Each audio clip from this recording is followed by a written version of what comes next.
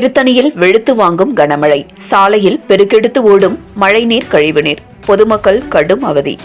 திருவள்ளூர் மாவட்டம் திருத்தணி மற்றும் அதனை சுற்றியுள்ள பகுதிகளான திருவலாங்காடு, பள்ளிப்பட்டு, கனகமாச்சத்திரம், ஆற்காடு குப்பம், கேஜி கண்டிகை, ஆர்கேபேட்டை, பொதட்டூர்பேட்டை போன்ற பகுதிகளில் அதிகாலை முதல் தொடர் கனமழை பெய்து வருகிறது.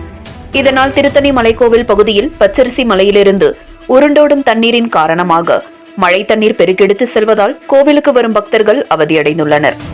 திருத்தணி ரயில் நிலையத்தின் முன்பு மழைநீர் கழிவுநீர் சூழ்ந்து கொண்டதால் ரயில் பயணிகள் கடும் அவதியடைந்து வருகின்றனர். தை மாதத்தில் கனமழை பெய்து வருவதால் பொதுமக்கள் ஆச்சரியத்துடன் மழையில் நனைந்தபடி தங்கள் அன்றாட பணிகளை மேற்கொண்டு வருகின்றனர். தொடர் மழை அதிகாலை முதல் கனமழை பெய்து வருவதால் விவசாயிகள், பொதுமக்கள் மகிழ்ச்சி அடைந்துள்ளனர்.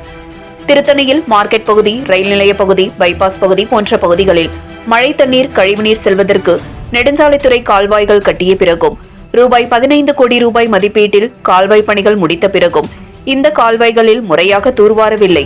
இதனால் மழை தண்ணீர் கழிவுநீர் சாலைகளில் பெருக்கெடுத்து ஓடுவது பொதுமக்களுக்கும் வாகன ஓட்டிகளுக்கும் இந்த பகுதியில் அவதியடைந்து வருகின்றனர்.